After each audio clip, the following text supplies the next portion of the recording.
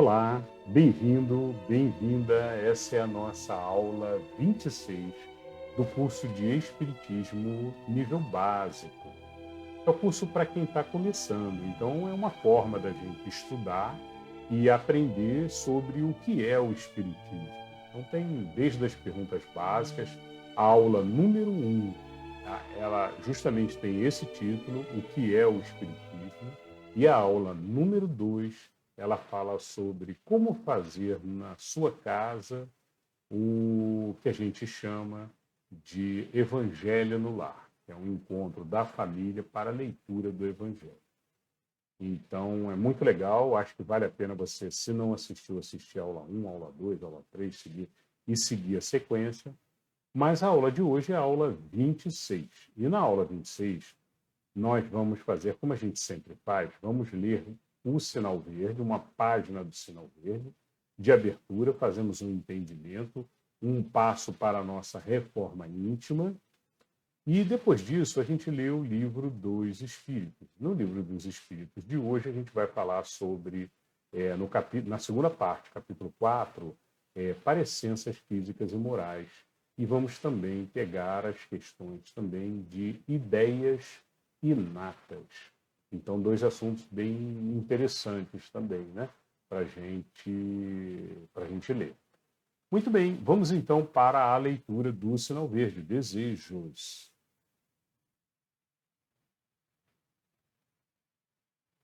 Desejos. Desejo é a realização antecipada. Querendo, mentalizamos. Mentalizando, agimos. Agindo, atraímos. E atraindo, realizamos. Como você pensa, você crê. E como você crê, será. Cada um tem hoje o que desejou ontem e terá amanhã o que deseja hoje. Campo de desejo no terreno do espírito é semelhante ao campo de cultura na gleba do mundo, na qual cada lavrador é livre na sementeira e responsável na colheita. O tempo que o malfeitor gastou para agir em oposição à lei é igual ao tempo que o santo despendeu para trabalhar sublimando a vida. Todo desejo, na essência, é uma entidade tomando a forma correspondente. A vida é sempre o resultado de nossa própria escolha. O pensamento é vivo e, depois de agir sobre o objetivo a que se endereça, reage sobre a criatura que o emitiu, tanto em relação ao bem quanto em relação ao mal. A sentença de Jesus, procura e achará, equivale a dizer, encontrarás o que deseja. Muito bom. Então, essa é a página de André Luiz aqui falando sobre desejo, né? Muito interessante porque voltamos aqui ao tema do pensamento, né? Quantas aulas anteriores a gente falou sobre que o nosso universo, né? Ele é pensamento. Então, é pensamento por todos os lados, inclusive o início aqui do Sinal Verde, a página de abertura, de introdução de Emmanuel nesse livrinho, ele fala exatamente sobre isso, né? É muito legal, muito interessante, vale a pena voltarem e depois assistirem. Se eu não me engano, na aula 3. E ele fala exatamente também sobre isso, sobre, olha, nós vivemos num mar de pensamentos, interagindo com o pensamento dos outros também, né? Mas aqui, quando ele fala em desejo, é do indivíduo. É você com as suas metas, os seus objetivos, os seus desejos, né? E me vem à cabeça aqui que aquele pensamento de que, olha, temos que ter sempre objetivos. Um desejo nada mais é do que um objetivo. E você pode ter vários na sua vida. direcionando eles e pensando neles constantemente, mentalizando eles, mentalizando e agindo também, né? Quando a gente age também, as portas se abrem, o universo abre as portas para a gente, Deus faz acontecer, né? Mas a gente precisa se mexer também para ajudar a concretizar aquele desejo. E aí atraímos e realizamos. Vemos então o nosso desejo realizado. Então me lembra aquela frase que fala, olha, precisamos ter objetivo. Quem não determinou o seu objetivo na vida, o que você quer fazer na sua vida, e tem que ser um objetivo digno, um objetivo moral, de elevação do ser, né? Não estou falando de um objetivo de um veículo ou de uma casa, né? Eu estou falando de você ser, considerando os conceitos espíritas, né? O que você quer de elevação pessoal? Aonde você quer chegar como um ser? Para que lá na frente você olhe para trás e diga, nossa, eu tive crescimento nessa vida, eu tive uma boa evolução de aprendizados. Olha a quantidade de coisa que eu aprendi, que eu evoluí. Né? Lembrando que é o que a gente leva, é o que a gente aprendeu nessa vida. Conhecimento. Então, o comentário da frase é justamente, olha, para quem não tem objetivo, qualquer caminho serve. Mas para quem tem objetivo, uma vez determinado o seu objetivo, seu desejo, fica mais fácil de você determinar o como chegar lá e trabalhar isso mentalmente, constantemente. Né? Como que eu vou chegar lá, quais são os passos, mentalizando sempre o seu objetivo. Como você pensa, você crê. E como você crê, será. Cada um tem hoje o que desejou ontem e terá amanhã o que deseja hoje. E esse cada um tem hoje tanto vale para material, quanto para espiritual, quanto para... Se você não quer evolução espiritual, você não vai ter, então. Porque você precisa querer, você precisa desejar, né? Para ter forças para correr atrás e realizar. Quem não deseja, não vai chegar lá, não vai ter. Campo de desejo no terreno do espírito é semelhante ao campo de cultura na gleba do mundo. Né? Então a gente vai colher o que a gente plantou. Exatamente nessa linha que a gente está falando agora. Se você não plantou, não fez o seu plantio, chega lá na frente, você vai colher, porque a colheita é obrigatória. Você vai colher o que você plantou. Se você plantou coisa ruim ao longo da tua jornada, o que você colhe é coisa ruim. Mas se você plantou só coisa boa, você, quando olhar para trás, você vai ter um jardim para colher de coisas boas no teu futuro. Quando eu falo coisas boas, o principal, conhecimento. O tempo que o malfeitor gastou para agir em oposição à lei é igual ao tempo que o santo aqui que ele fala, a pessoa de bem, né, despendeu para trabalhar sublimando a vida. Todo desejo, na essência, é uma entidade, tomando a forma correspondente do que será. A vida é sempre o resultado de nossa própria escolha. Essa frase é muito importante também a gente compreender. E tem a ver com o que a gente falou, né? E é determinar o seu caminho, determinar o que você quer na vida.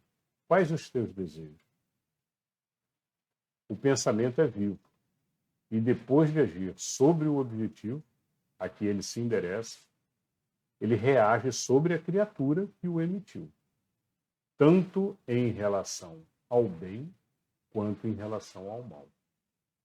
Então, a gente já falou bastante sobre pensamento, mas só reforçando um pouco mais, né? Se você pensa mal de uma pessoa, pensa mal de outra, você tem inveja. Inveja é um pensamento. Você tem inveja.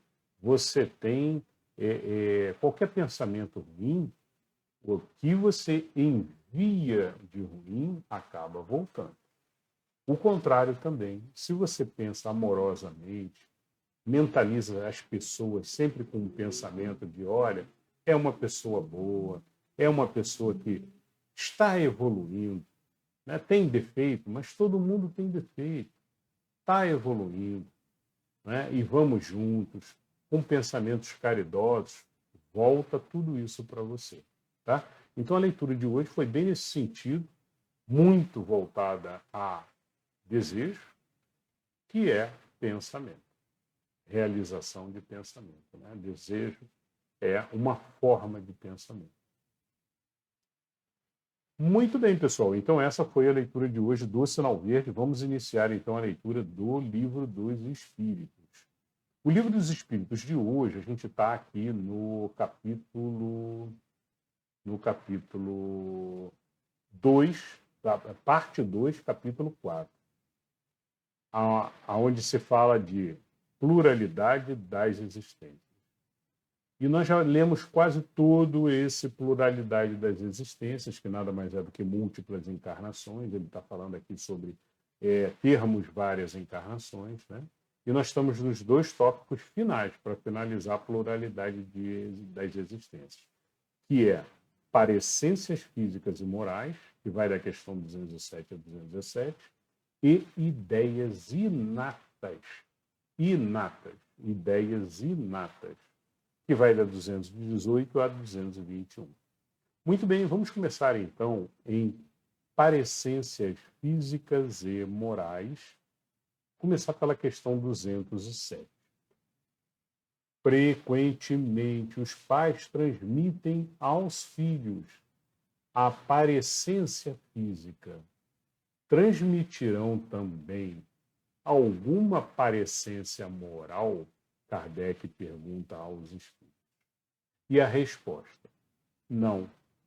Que diferentes são as almas ou espíritos de uns e outros. O corpo deriva do corpo, mas o espírito não procede do espírito. Entre os descendentes das raças apenas, há consanguinidade. Então a resposta é, olha, não ocorre na hora da geração do novo ser, né? Não existe uma transferência de moral automática, né? Isso se dará por aprendizado ao longo da vida daquele ser, né? Então, na geração daquele ser, não ocorre uma transferência de moral, né? O que é transferido ali é uma parte de fisionomia e tudo, né? Que tem a ver com a consanguinidade. O restante todo, o indivíduozinho vai fazer o aprendizado ao longo da vida.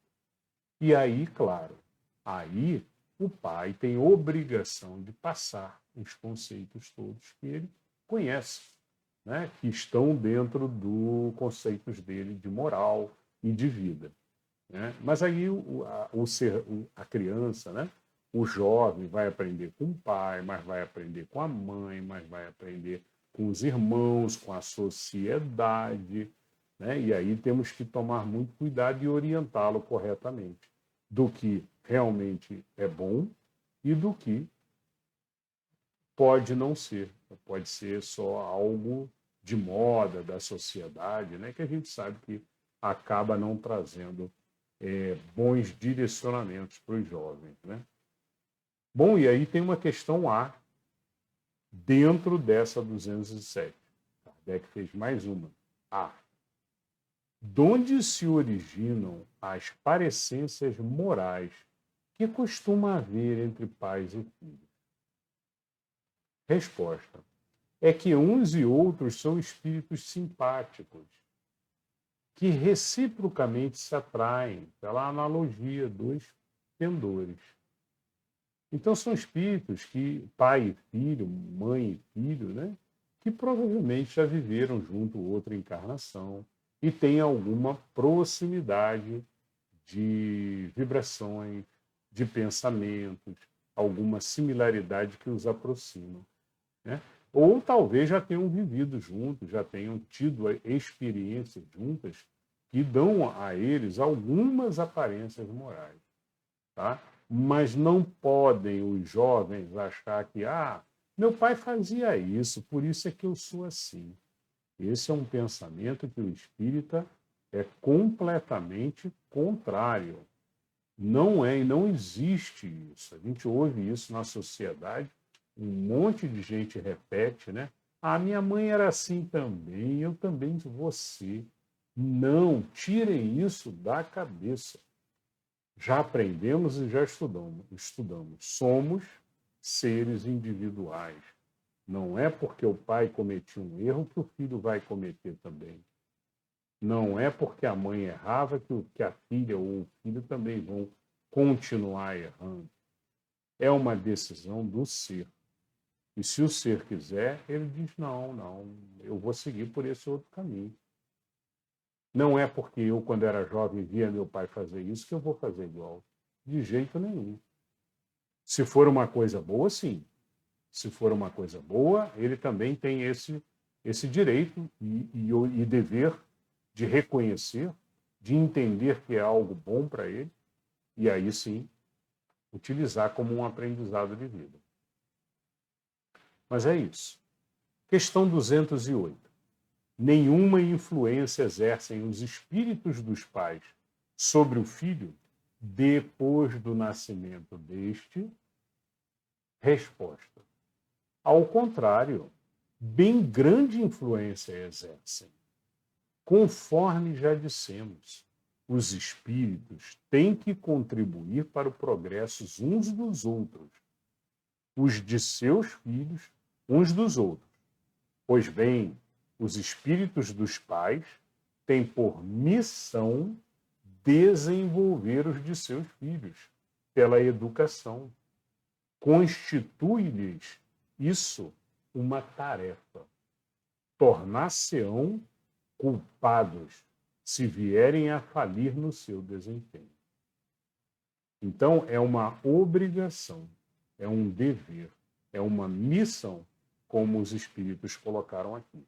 E os pais, pai e mãe, ou responsáveis, né, passem para os filhos os melhores ensinamentos. Nós somos responsáveis pela criação dos jovens. Se errarmos nessa criação, a responsabilidade cairá sobre nós e nós colheremos frutos mais adiante. Né? Nós estamos plantando. E o jovem, então, para receber as sementinhas das ideias, né? As sementinhas de ideias e de exemplos também, eles recebem muito fácil. Então, devemos tomar sempre muito cuidado com o que falamos, orientá-los com racionalidade, no caminho do bem sempre, e sempre explicando o porquê do sim e o porquê do não. Muito bem, essa foi a questão 208. Muito boa, esclarecedora, perfeito. 209 agora. Por que é que de pais bons e virtuosos nascem filhos de natureza perversa? Por outra, por que é que as boas qualidades dos pais nem sempre atraem, por simpatia, um bom espírito para lhes animar o filho? Resposta: não é raro que um mau espírito peça-lhe que sejam dados bons pais, na esperança de que seus conselhos o encaminhem por melhor senda, e muitas vezes Deus lhes concede o que deseja. Então, Deus, na sua infinita sabedoria, sabe quando é necessário, às vezes, para um ser encaminhado dentro de uma família com uma elevação maior do que ele até, às vezes uma família que ele não passou anteriormente, né, que não tinha muita afinidade, mas que vai ser muito boa para aquele ser poder se elevar, né? Naturalmente, uma situação dessa requer merecimento, né, do ser, e para os pais deve ser visto sempre como uma missão, né? Uma missão de ajudar aquele ser na elevação dele. Muito boa resposta, muito boa pergunta 209. Agora vamos para a 210. Pelos seus pensamentos e preces, podem os pais atrair para o corpo informação do filho um bom espírito, de preferência a um inferior? A pergunta do Kardec é, olha, será que os pais, fazendo orações e tudo, conseguem manter uma boa vibração e aí pedir, né, que venha um filho bom, um filho bondoso, caridoso, né? Resposta: não. Mas podem melhorar o espírito do filho que lhes nasceu e está confiado. Esse o dever deles. Os maus filhos são uma provação para os pais. Na aula passada a gente falou de prova, né? Então está aí um exemplo de prova. O que é prova, né? Prova é isso, é uma tarefa, é um dever a cumprir, né? Uma provação, um dever difícil, um dever que eles vão ter ali que trabalhar e passar da melhor forma possível, com muito amor e carinho, para um espírito, às vezes, revoltoso, mas passar todo o conhecimento. 211. Donde deriva a semelhança de caráter que muitas vezes existem entre dois irmãos, mormente cisgêmeos? Resposta: são espíritos simpáticos que se aproximam por analogia de sentimentos e se sentem felizes por estar juntos. Essa foi a 211. Muitas vezes, espíritos que viveram juntos anteriormente, em vidas passadas, né? E como os espíritos comentaram aqui, tem muita similaridade de pensamentos por conta disso. 212. Mas existem casos também de o contrário dessa 211, tá? Existem espíritos que são gêmeos, mas que cada um tem uma personalidade, tem uma sua independência. Bom, ok. 212. Há dois espíritos. Há dois espíritos. Ou, por outra, duas almas nas crianças, cujos corpos nascem ligados, tendo comuns alguns órgãos. Resposta: sim, mas a semelhança entre elas é tal que faz-vos pareçam, em muitos casos, uma só. Então, o que nós temos que entender aqui é o seguinte: tem duas consciências nesses seres que passam por essas expiações ou provas, que é justamente dois ligados, né? Que antigamente era muito comum e não tinha como fazer cirurgia para separar, né? Hoje em dia é muito comum você ter, em alguns casos, consegue fazer cirurgia e separa. Mas são seres que nascem ligadinhos, grudadinhos, né? Com o corpo assim grudado um no outro, né? E você percebe que são dois espíritos, principalmente porque duas mentes diferentes, dois pensar diferentes, dois serezinhos pensando e de forma independente. Então, isso já caracteriza que são dois espíritos. Está respondendo aqui ao Kardec. 213 agora. Pois que os gêmeos, pois que nos gêmeos os espíritos encarnam por simpatia, de onde provém a aversão que às vezes se nota entre eles, né? E eu comentei ali em cima que às vezes não ocorria essa similaridade toda, essa simpatia toda, né? E aí a resposta dos espíritos: não é de regra que sejam todos simpáticos, os espíritos dos gêmeos. Acontece também que os espíritos maus entendam de lutar juntos no palco da vida. Então, às vezes, até dois espíritos que tenham desavença nascem gêmeos. Ou até nascem grudadinhos, como nós falamos agora há pouco, para que aprendam a se suportar. Às vezes, espíritos que vêm de outras encarnações com problemas, com desavenças, com muita discórdia e ódio. Pode acontecer também. Né? E nascem juntos ali, de forma que não podem se separar, que tem que fazer a sua formação juntos, crescer juntos e tentar um compreender o outro. E o que melhor do que uma infância, aonde vai se descobrindo o véu aos pouquinhos do ser, para eles brincarem, se conhecerem, né? Até chegar numa adolescência e poderem, então, ter as suas decisões, mas de uma forma já mais amistosa, já mais próxima. Né? Então é isso. Nem sempre são espíritos próximos, como falamos antes. Né? Questão 214. Pois que, não, só que mesmo, que se deve pensar dessas histórias de crianças que lutam no seio materno?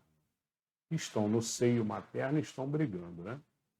E a resposta dos espíritos: lendas para significarem quão inveterado era o ódio que reciprocamente se votavam. Figuram-no a se fazer sentir antes do nascimento delas. Em geral, não levais muito em conta as imagens poéticas. Né? Então tem muita coisa que é lenda, tem muita coisa que crianças pequenas não têm esse tipo de noção de percepção, né? de raiva de um contra o outro, nem se entenderam como indivíduo ainda. Quem eu sou? Não sei, eu estou aqui, agora, caí aqui agora. Quem eu sou? Estão completamente ainda cobertas ainda pelo adormecimento da juventude. Já falamos sobre isso no passado também, em algumas aulas anteriores. Agora vamos para a questão 215. A questão 215 pergunta: que é o que dá origem ao caráter distintivo que se nota em cada povo? Resposta: também os espíritos se grupam em famílias, formando-as pela analogia de seus pendores, mais ou menos puros, conforme a elevação que tenham alcançado. Pois bem, um povo é uma grande família, formada pela reunião de espíritos simpáticos, na tendência que apresentam os membros dessas famílias para se unirem, é que está a origem da semelhança que, existindo entre os indivíduos, constitui o caráter definitivo de cada povo. Julgas que espíritos bons e humanitários procurem para nele encarar um povo rude e grosseiro? Não.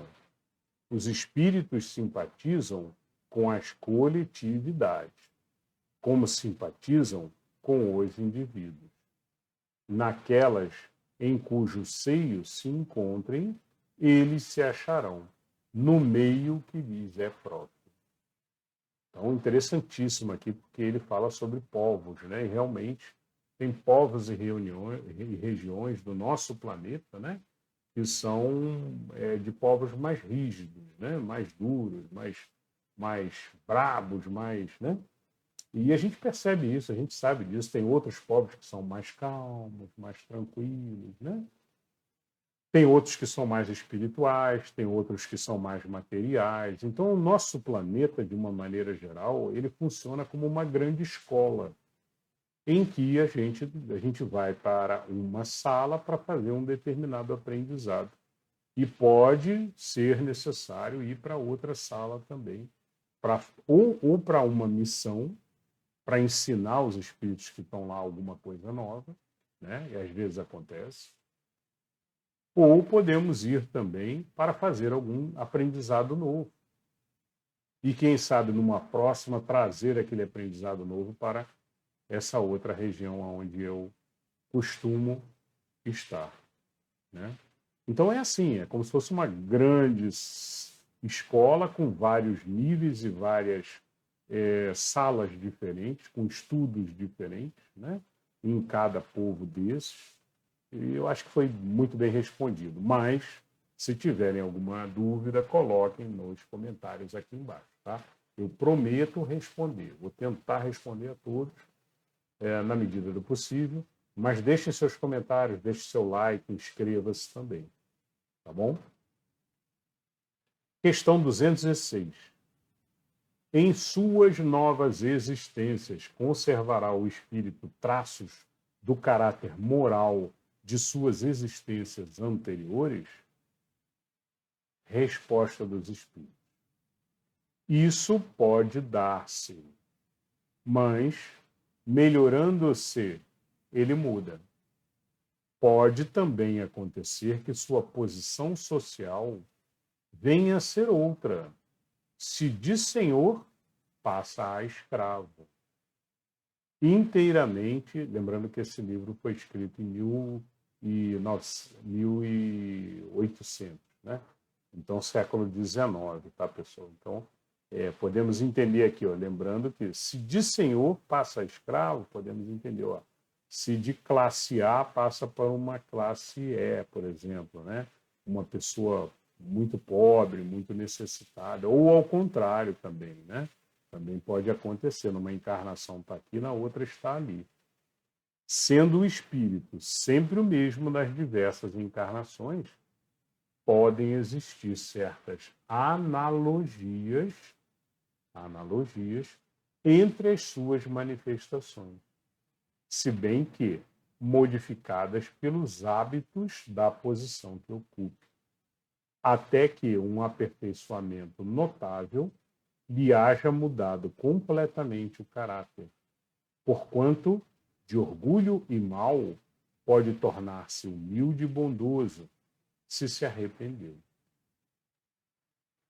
Muito boa a pergunta, porque justamente deixa claro isso, que a gente pode estar uma hora numa classe A, outra hora numa classe E, né, da sociedade, falando de classes sociais. Podemos estar num estado, num outro, numa cidade, em outra, uma cidade mais pobre, uma cidade mais rica dentro do país, né? Ou podemos estar em outro país para fazer uma nova experiência, numa outra encarnação. Então é muito isso, né? Agora, a gente não tem que se manter conforme a sociedade do local ou conforme com o nosso nível social. A gente tem que, cada vez mais, isso faz parte da nossa elevação e da nossa reforma íntima, parar de olhar para o lado para ver como é que o outro do lado está fazendo e fazer igual o macaquinho. Quem fazia isso era macaquinho, né? Na época que a gente era macaquinho. Atualmente, cada vez mais precisamos cortar isso, dizer para o nosso subconsciente, para um pouquinho de fazer no automático, que quem vai trabalhar agora é o racional, né? E passar todas as decisões tem que passar pelo racional, inclusive o que a gente pensa e o que a gente fala, né? Também, porque o que a gente fala vira ação, a gente sabe disso. Então temos que controlar tudo isso. E não é porque você está numa classe alta que você tem que ser orgulhoso, ou que você tem que se sentir acima dos outros, né? Essa é a grande elevação. É parar para pensar e escolher realmente a postura que vai ter e a moral, a ética que você vai seguir. Não importa a classe social, não importa a região que você esteja. Pergunta 217. A pergunta 217 é: e do caráter físico de suas existências pretéritas, conserva o espírito traços nas suas existências posteriores? A resposta é longa, mas vamos lá. O novo corpo que ele toma nenhuma relação tem com o que foi anteriormente destruído. Entretanto, o espírito se reflete no corpo. Sem dúvida que este é unicamente matéria. Porém, nada obstante, se modela pelas capacidades do espírito, que lhe imprime certo cunho, sobretudo ao rosto, pelo que é verdadeiro. Dizer-se que os olhos são o espelho da alma, isto é, que o semblante do indivíduo lhe reflete de modo particular a alma. Assim é que uma pessoa excessivamente feia, quando nela habita um espírito bom, criterioso, humanitário, tem qualquer coisa que agrada, ao passo que há rostos belíssimos que nenhuma impressão te causam, que até chegam a inspirar-te repulsão. Poderias supor que somente corpos bem moldados servem de envoltório aos mais perfeitos espíritos, quando o certo é que, todos os dias, deparas com homens de bem, sob um exterior disforme, sem que haja pronunciada sentença à semelhança dos gostos e das inclinações. Pode, portanto, dar lugar ao que se chama um ar de família. Muito bem, então essa foi a resposta, né? Nenhuma relação essencial, guardando o corpo, que a alma toma, né, naquele momento ali da encarnação, com o que ela utilizou na última encarnação ou nas últimas encarnações, né? Mas o que ele comenta aqui é que normalmente um espírito bom dá valor à vida, por exemplo, né? É muito importante. A gente, como espíritas também, dar valor à encarnação, agradecer a Deus por estar tendo esta oportunidade, né? Sabemos que existe uma fila de espíritos querendo encarnar, querendo ter a oportunidade de pagar o que devem, de dívidas, não é? Até para que possam evoluir, progredir. Já lemos anteriormente que o progredir ocorre aqui na matéria, né? Os espíritos, em outras perguntas anteriores, já deixaram isso claro. Então, o que não falta é espíritos querendo essa oportunidade. Então, acima de tudo, temos que agradecer a Deus constantemente pela saúde, pela oportunidade de vida, e temos que cuidar do nosso organismo.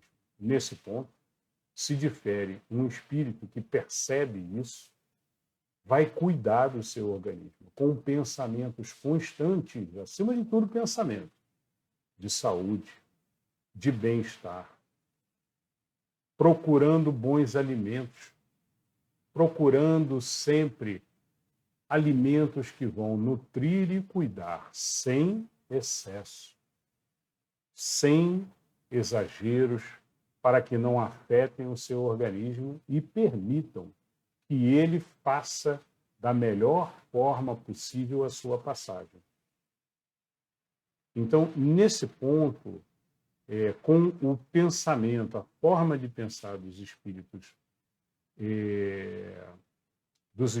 mais elevados um pouquinho, né, percebe-se, então, o espírito atuando no corpo. Mas o que eles comentam aqui também é, através do pensamento, e esse é um assunto mais avançado, eu só vou adiantar um pouquinho, através do pensamento, o espírito molda o perispírito, e o perispírito molda o nosso organismo. Inclusive, curas podem ser feitas através do pensar. E isso é provado hoje em dia pela ciência. Vamos falar mais sobre pensamento positivo, bons pensamentos, pensamento de saúde constante. trazem saúde constante para o ser. Esse é um aprendizado aí, que já falamos sobre isso, mas vamos repetir bastante aí ainda. Tá? Bom, vamos agora para 218, perguntinha 218, dentro do tópico ideias inatas, ideias que não nasceram com o espírito, né? Vamos ver se é isso? Pergunta 218. Encarnado, conserva o espírito algum vestígio das percepções que teve e dos conhecimentos que adquiriu nas existências anteriores? Resposta: guarda vaga lembrança que lhe dá o que se chama de ideias inatas. Então, ideias inatas são justamente aquelas ideiazinhas que surgem, né? Aquele sentimento que temos dentro de nós também sobre algumas opções de vida, né? A gente não pode esquecer totalmente tudo, de forma alguma, né? E justamente essas ideias, esses pensamentos, esse direcionamento, né, é o que a gente traz e que a gente consegue utilizar na nossa encarnação. Agora, lógico, você não vai se lembrar, puxa, na última vida eu usava uma espada que tinha isso, que tinha aquilo, e eu fazia assim, lutava. Não, esse é o tipo do pensamento e da ideia que não passa pelo véu da nova encarnação aqui, né? Mas os sentimentos, o que tem de mais profundo que você guarda dentro da tua razão noética, né? Aquele pensamento de escolha de vida, do que é bom e do que é mal, isso você traz e isso aflora cada vez mais conforme você vai se espiritualizando. Questão A, dentro da questão 218. Não é, então, quimérica a teoria das ideias inatas? Resposta: não. Os conhecimentos adquiridos em cada existência não mais se perdem. Liberto da matéria, o espírito sempre os tem presente. Durante a encarnação, esquece-os, em parte, momentaneamente. Porém, a intuição que deles conserva-lhe auxilia o progresso. Se não fosse assim, teria que recomeçar constantemente. Em cada nova existência, o ponto de partida para o espírito é o em que na existência precedente ele ficou, né? Então, esse é o ponto de partida, só para deixar claro, né? Isso tem a ver com elevação moral, elevação intelectual. Olha, eu já cheguei nesse nível, eu já consigo compreender o que é bem, o que é mal, eu sei o valor da vida, o valor da vida de todos os seres do universo, eu dou valor à vida.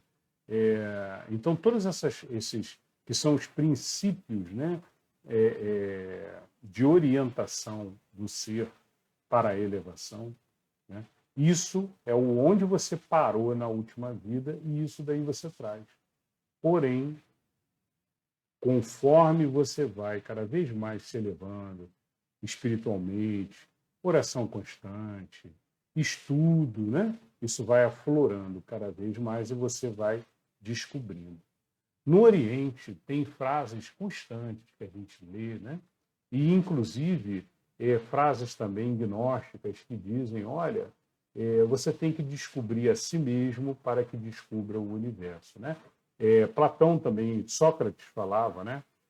Se descobrires a ti mesmo, descobrirás o universo. É uma das frases que vai nessa direção, nesse conhecimento. Mas Buda também falava sobre isso, grandes líderes espirituais do mundo todo também tinham esse mesmo pensamento. E tem a ver exatamente com essa questão que nós estamos vendo agora, os espíritos respondendo, né? Sobre esse conhecimento interno que está dentro de nós e que nós temos que, com meditação também, com oração, com espiritualização, cada vez mais perceber e utilizá-los. Senão, a gente fica na mesma e não consegue dali também melhorar, né? Muito bem, aí a questãozinha B, dentro da 218. Grande conexão deve, então, haver entre duas existências consecutivas. Grande conexão entre duas existências consecutivas. Essa é a pergunta de Kardec. Resposta: nem sempre. Tão grande quanto talvez o suponhas. Dado que bem diferentes são, muitas vezes, as posições do espírito nas duas encarnações, né? E que no intervalo de uma e de outra pode ele ter progredido, né? Então, quando ele fala que no intervalo de uma e outra, né? As encarnações sempre têm um intervalo, por mais que elas sejam mais próximas um pouco, né? Você sempre vai passar um bom período na espiritualidade. E também se progride na espiritualidade com trabalho, estudo. Questão 219. Qual a origem das faculdades extraordinárias dos indivíduos que, sem estudo prévio, parecem ter a intuição de certos conhecimentos, o das línguas, do cálculo e etc. Excelente pergunta, hein? Resposta: lembrança do passado, progresso anterior da alma, mas de que ela não tem consciência. Donde queres que venham tais conhecimentos? O corpo muda, o espírito, porém, não muda, embora troque de roupagem. E isso daí a gente tem centenas de milhares de casos aí que aparecem pelo mundo ao longo dos anos, né? Ao longo dos milênios, inclusive. Sempre houve casos desse tipo, né? Uma criança que nasce falando um idioma que ninguém conhece. O pai não sabe, a mãe não sabe. Olha, está falando alguma coisa aqui, mas não sei que. Está balbuciando. De repente começa a formar palavras complexas, né? E aí um estudioso vem ver o que é e vê, olha, ele está falando aqui uma linguagem antiga, de antigamente, que não se usa mais, linguagem dos nossos ancestrais, né? Isso já aconteceu muito. Crianças que nascem tocando piano, já sabem, já quando novinhos, já sabem tocar piano de uma forma maravilhosa, ou já sabem... Bom, tem inúmeros exemplos, né? E um exemplo muito interessante é do maior matemático da nossa era moderna. O maior matemático da nossa época moderna se chama Ramanujan. Ramanujan. Não me lembro o nome todo agora. Coloquem nos comentários. Mas Siri alguma coisa Ramanujan, não me lembro agora. E o Ramanujan, ele nunca foi à escola. Nunca. Nunca foi, muito menos superior, escola avançada, nunca. Nunca. Ele sabia números, letras e tudo, né? E ele sentava, começava a fazer cálculos no chão, né? Existe um livro também, e existe também um filme dele, né? E ele escrevia e fazia fórmulas matemáticas tão fantásticas, né? Que um dia alguém falou assim, nossa, eu vou levar você para... E eu acho que levou, eu não sei se foi Cambridge, levaram ele para a Inglaterra. E ele virou professor lá. Fantástico. E desenvolveu uma teoria que nenhum dos outros conseguia desenvolver. E ele desenvolveu sem estudo.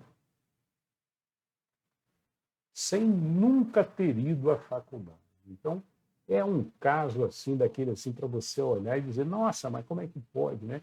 E os outros perguntavam para ele, mas olha, o Ramanujan, de onde vem essa sabedoria? Porque você nunca foi à escola, nunca foi à faculdade, você sabe mais do que todos que estão aqui, né? E ele falava, olha, isso é a minha deusa que passa para mim essa sabedoria. Então ele atribuía isso a uma deusa da sabedoria indiana, né? Era como ele enxergava no pensamento dele, do que ele conhecia, né? E, sim, poderia ser até alguém. Naturalmente, ele, para ter esse raciocínio, ele precisa ter trazido isso, né? De outra encarnação, com certeza. Mas ele podia estar tendo alguma assistência espiritual também. Alguns companheiros trazendo e mostrando, querendo até mostrar a espiritualidade atuando ali, né? E passando para ele muito das fórmulas que ele escrevia, né? Mas é isso. Então, e tem muitos, tá? Tem muitos casos. A gente, ao longo do estudo aqui, a gente fala um ou outro aí. Mas vamos lá, que ainda tem um pouquinho hoje. Questão 221, dentro ainda de ideias inatas. Dever-se-ão atribuir a uma lembrança retrospectiva o sentimento instintivo que o homem, mesmo quando selvagem, possui da existência de Deus, e o pressentimento da vida futura? Resposta: é uma lembrança que ele conserva do que sabia como espírito antes de encarnar. Mas o orgulho amiudamente abafa esse sentimento. Então, mais uma vez, o ego aí, né? Servindo aqui como um manto para encobrir tudo, né? E aí acaba ofuscando. Mas a gente sabe que até nos povos mais selvagens, mais afastados das sociedades, né? E de antigamente também, né? Sempre se teve um sentimento de um ser maior cuidando de tudo. Olha, existe um Deus, né? Existem os que acreditavam nos deuses telúricos, né? O sol, a água, a terra, né? Mas sempre teve, sempre aquele sentimento assim de que existe uma força maior. Não é possível isso tudo que a gente vê, que a gente sente, que a gente passa, né? Que não tenha uma sabedoria maior cuidando de tudo isso. Muito bem, então essa foi a resposta. Questão A. Serão devidas a essa mesma lembrança certas crenças relativas à doutrina espírita que se observam em todos os povos? Resposta: esta doutrina é tão antiga quanto o mundo. Tal o motivo porque em toda a parte encontramos o que constitui prova de que é verdadeira, conservando a intuição do seu estado de espírito.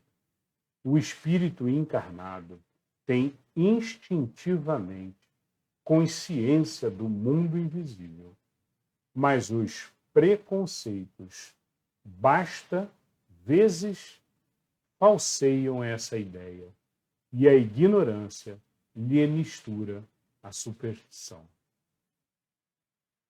Bom, então é isso, né? Uma resposta aqui maravilhosa que sintetiza, e a gente realmente vê o espiritismo que acontecia desde os primórdios, né? A gente tem casos relatados na Bíblia de profecia, né? E o que eles chamavam também muitas vezes de profetizar, né? Nada mais era do que receber um espírito de um profeta, por exemplo, e que vinha aqueles profetas antigos, né? Do judaísmo, inclusive, e que vinha trazer mensagens, né? Profetas que já tinham desencarnados, que vinham trazer mensagens. Nos evangelhos gnósticos, diversas vezes nós vemos também relatos inclusive dos apóstolos recebendo mensagens de Jesus e passando mensagens de Jesus. No evangelho canônico também tem alguns casos, principalmente nos Atos de Paulo. Então, o que não faltam são evidências, né? No judaísmo também se encontram.